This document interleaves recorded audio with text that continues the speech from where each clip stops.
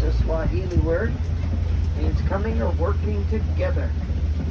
That's what we're all doing out here, working together to protect the animals you're going to see on your safari. Now the adventure begins in the little Aturi forest. And forest animals use colors and markings as camouflage. They hide from predators. That's my favorite animal on the right, the okapi, dark brown body, stripes on his legs like a zebra. He's very unique in appearance, but also unique because he's the only relative there is to a giraffe.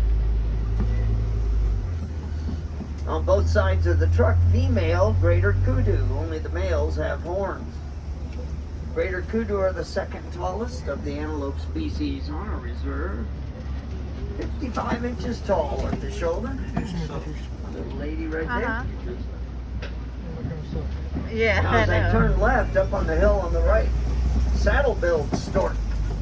Very unique birds, make no vocalizations whatsoever. Saddle-billed stork communicate with each other by rattling their bills.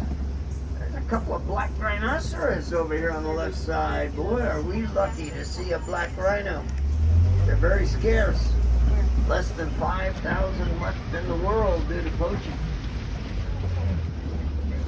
Now you're going to look at the black rhino and say he's not black, he's brown. Well, they wallow in mud. Mud's a sunscreen. Keep them cool, keep the bugs off their hide.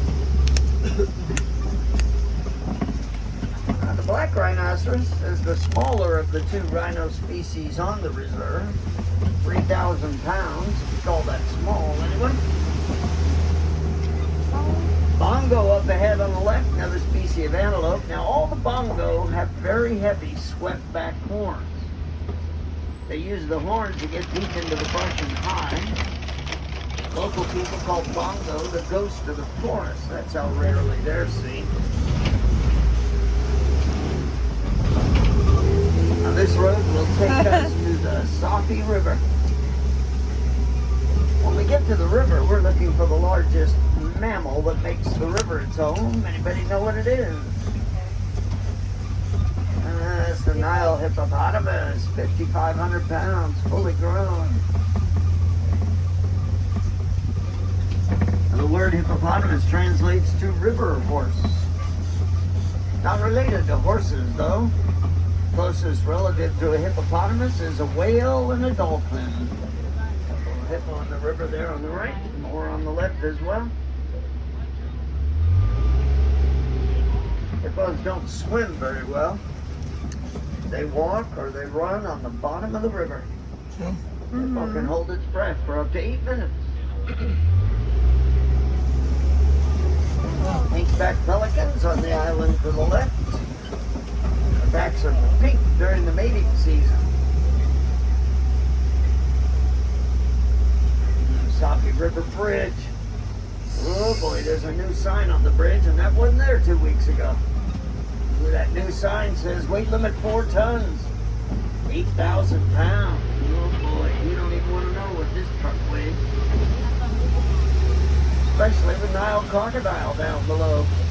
16 feet long, 500 pounds, and they fight with 2,000 pounds per square inch of bone-crushing force. Boy, listen to this bridge. Now I know why there's a new weight limit. Just a few more. And yes. Ooh, that was a close call back there.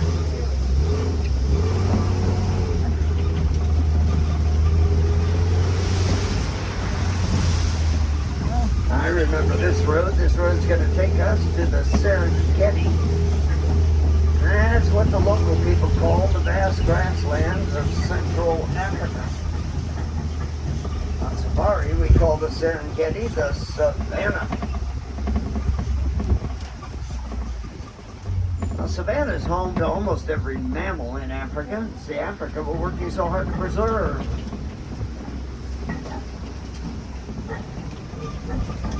When you look out over the savannah, you see a lot of vegetation.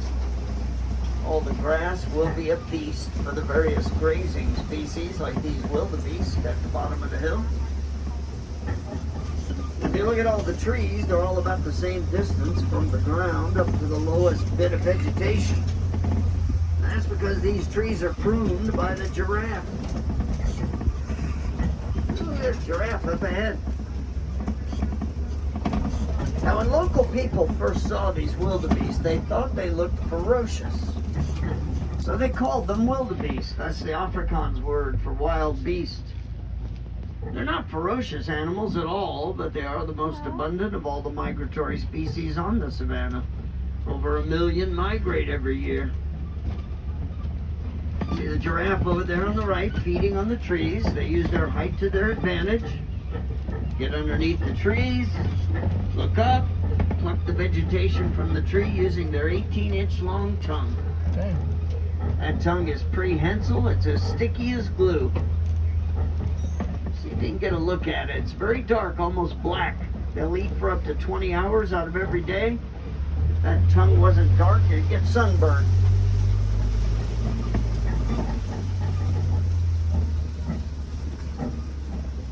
Giraffe are ruminants, like a cow and a goat. Got the same digestive system. They got 4 stomachs.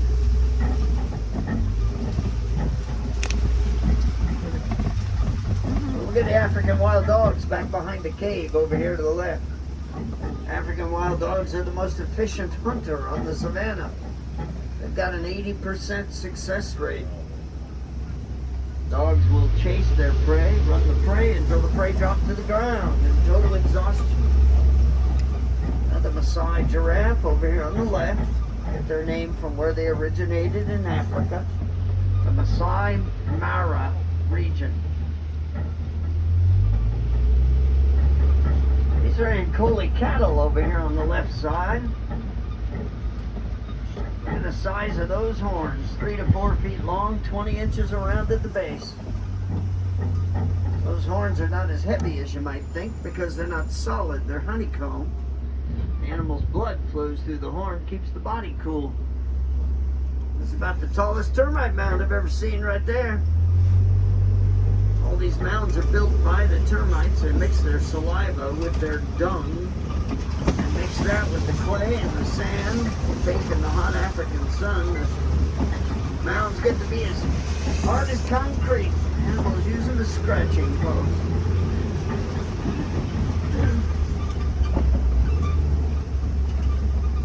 Now to look at the wildebeest. Local people have a different name for the wildebeest. Anybody back there do crossword puzzles? 3-letter word for wildebeest? It's new, G-N-U, comes from the sound they make.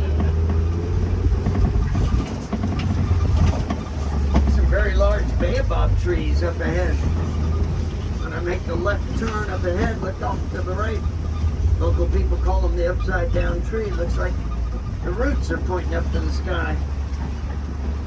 They have leaves during the height of the rainy season, storing up water for 9 months of dry weather. Big trees like these will store 10,000 gallons of water in the bark. Elephants will strip the bark from the tree and eat the bark to get at the moisture. These are springbok over here on the right. Small species of animal, of antelope, beige back, white belly, dark stripe down the middle. Only weigh 100 pounds, fully grown. Springbok can jump straight up in the air 6 feet. That's why they're called springbok.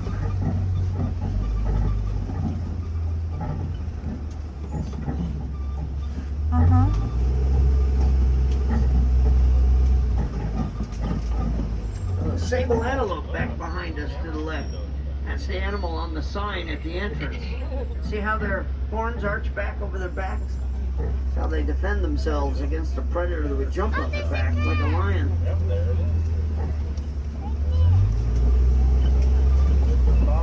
Last time I made this right turn up ahead, I was face to face with an elephant.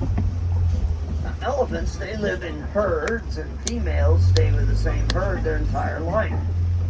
That's 40 to 50 years in the wild. Male elephants, they leave the herd by the time they get to be 15 years old, and they'll live the life of a bachelor from then on. Ooh, elephants on the right. Elephant country. You know, every now and then we'll see several male elephants together in a bachelor herd, but that's temporary. They don't form permanent bonds.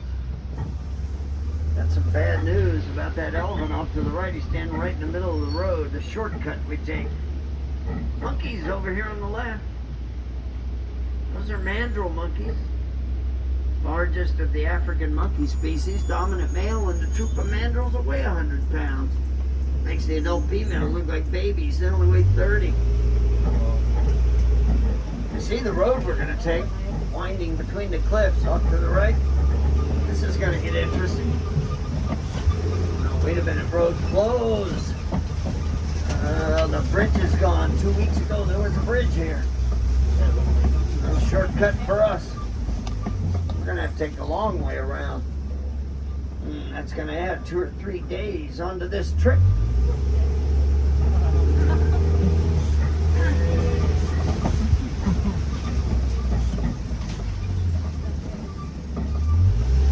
Here's a bridge I haven't seen in a long time. It's in terrible shape. Held together with cable. Not our lucky day when it comes to bridges. Oh boy, sounds bad, looks worse. It will be our lucky day if we make it. Front wheels are off, at least I'm safe. And so are you. I don't believe it. That was 2 damaged bridges and 2 close calls. Could have ended up in that river down below. A lot of elephant tracks right here. Oh, look at these tusk marks over here on the right. Elephants will eat the red clay. It gives them minerals and nutrients they don't normally get in their diet. I see an elephant up ahead. Ooh, it's a big elephant. This may be a bull over here on the left. They weigh up to 14,000 pounds. Look at the size of them. All the elephants have tusks, and poachers target the elephants for the ivory in their tusks. Sadly, more than 90 elephants are killed every single day.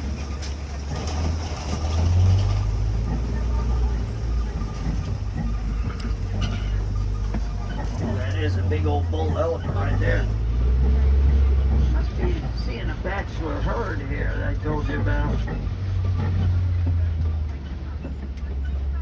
These elephants are also in trouble because of habitat destruction. You know, we all share some responsibility for that. Yeah, we've all got small electronic devices like cell phones and laptop computers, and they contain a metallic ore called coltan. Coltan is mined in Africa in the heart of elephant country. We can be a friend to an elephant by recycling all those small electronics.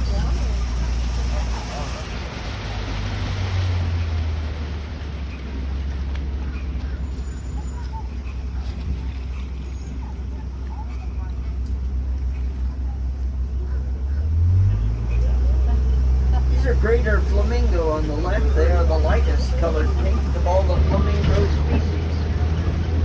Now when flamingos hatch, they're gray. They would stay gray, except their favorite food is brine shrimp. Brine shrimp contains beta-carotene.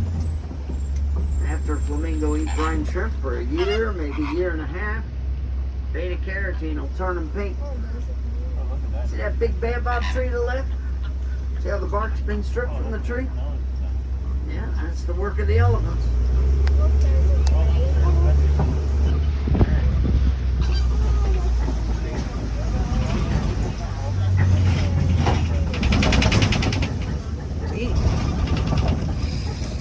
And here's a mud pit, and mud pits in the savannah attract white rhinoceros. They wallow in the mud just like their cousin, the black rhino.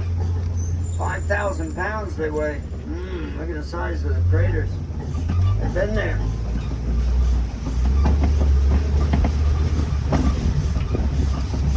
The white rhinoceros, they were a real success story at one time. The numbers had been increasing. They'd gotten up to as many as 20,000 in the wild. Black rhinos gotten so scarce, the ruthless, well-funded poachers are after the white rhinoceros again, slaughter them for their horn, sell the horn on the black market. Look over here to the right. sitting over in the bushes. There's an animal we rarely see, hardly ever. It's called a water buck, and they're very shy and reclusive. They drink an unusually large amount of water for a species of antelope. Ooh, don't make any sudden moves back there. If you do, we could be in big trouble. Look at the cheetah up on the hillside here. Ooh, cheetah's the fastest land mammal. They can sprint 60 miles an hour. This truck goes 8. Keep an eye on those cheetahs. There's 3 of them. Ooh, they are the only big cat that's a daytime hunter. 60 miles an hour, daytime hunter. Sitting towards the back of the truck. You better hope they're not hungry. Let's get out of here.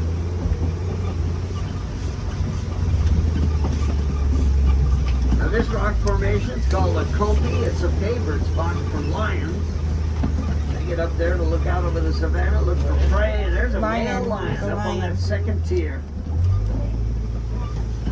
I mentioned cheetah's a daytime hunter. They're solitary hunters. 0 to 60 in 3 seconds, and they chase down their prey. Lions are nocturnal. They prefer to hunt after dark. They hunt in a group, and they sneak up on their prey.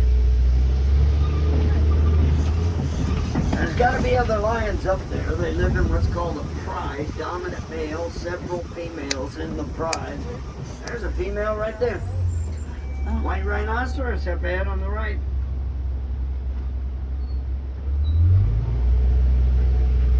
Female lions do most of the hunting. They'll account for 80 to 90% of all the kills made by the pride.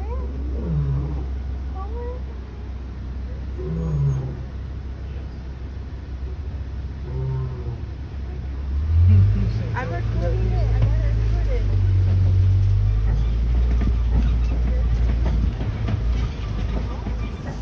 A male lion will hunt more often, though he stays behind to defend his territory.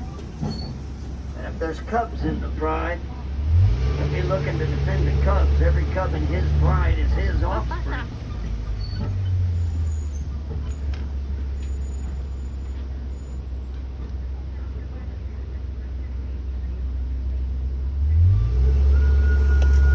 Large burrows. Ooh, here's the largest burrowing mammal in Africa. Anybody know what this animal is? Warthogs. They dig with their upper tusks, the snout and front legs. They use the lower tusks for defense. When they go into a burrow, they'll turn around, so the tusks are prominently displayed. Yeah, predators see those razor-sharp tusks, they leave them alone. There's a female ostrich on the left. She's gray, males are black. Some ostrich eggs on the ground. Largest bird in the world, the ostrich. Each egg will weigh 3 pounds. See, you can see the mouth of the white rhinoceros. It's how they get their name. The mouth is wide. The Afrikaans word for wide is vite with a V. They were called white rhino. Just got mispronounced so many times they became known as white rhinoceros. See those eggs on the ground? They don't build a nest, the ostrich. You always see a bunch of eggs together because they are communal nesters. All the female ostrich will lay their eggs with the eggs laid by the dominant female in the flock. Another damaged bridge. Oh boy. We just try to tiptoe this 30,000-pound truck across this, oh boy, very rickety bridge, but I'm going to get us across the bridge. Bang! Bam! Oh, we don't see any more bridges. We're pushing our luck. Ah, look at the wardens tending to their goats. These are Nigerian dwarf goats. Very valuable commodity around here. They're good milkers.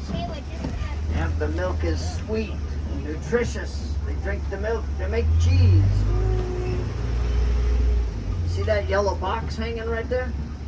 That's a beehive. Remember how I mentioned habitat destruction? Well, farmers are cultivating land here, and elephants have been known to raid their crops. They can wipe out a crop in a matter of minutes. Come to find out, though, elephants are afraid of bees. Disney Conservation Fund, working with the farmers and the wardens, they build those beehives, make a beehive fence around the crops. Elephants disturb the beehive. The bees swarm and the elephants run. You wouldn't think it, but an elephant has very sensitive skin. They don't like to be stung any more than we do. And those are a win-win situation. The beehives protect the crops. They also protect the elephants. Farmers were resorting to violence. Gives them another cash crop too, honey. They take the goat milk, the cheese, the honey, and their crops, sell it all at the local market. I recognize this gate. It's on the outskirts of the village, and it means I'm going to have to drop you off at the next warden's post. Now from there, it's going to be a short walk back to Harambe. On that walk, you're going to pass the entrance to the Gorilla Falls Exploration Trail. I'd like to encourage everybody to visit the trail. It's a self-guided walking tour. See a lot more of the wildlife that's here in Africa. Gather up your personal belongings, please. Don't leave anything behind. Once again, my name is Ducky, and it's been my pleasure to be your guide. You have got to come back to